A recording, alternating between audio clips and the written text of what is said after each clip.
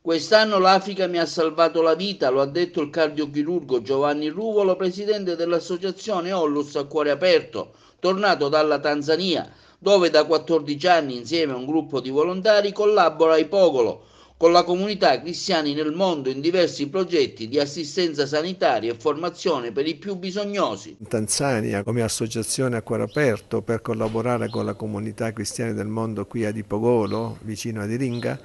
perché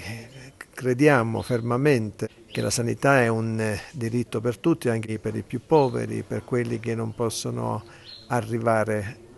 in posti lontani per curarsi. Allora crediamo che sia giusto andare in posti dispersi dove possiamo portare quel minimo di sanità che è un diritto uguale per tutti. Questo è un momento particolarmente delicato in tutta Europa, c'è un rifiuto dei migranti, c'è un rifiuto di coloro che magari vengono in Europa, in particolar modo in Italia e in Sicilia, perché fuggono da questi paesi, un po' per la guerra e un po' perché cercano speranze dal punto di vista lavorativo. Io credo che quello che stiamo facendo è la strada che bisogna soprattutto percorrere, cioè cercare di aiutarli nel loro territorio, cercare di farli evolvere dal punto di vista della formazione, della professionalità,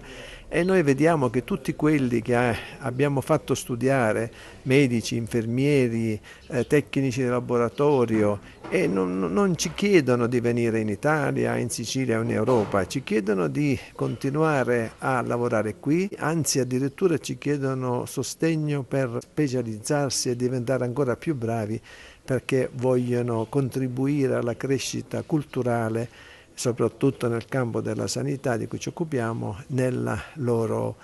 territorio. Quest'anno in particolare io credo che io debbo qualcosa all'Africa perché sapendo di dover venire qui ho fatto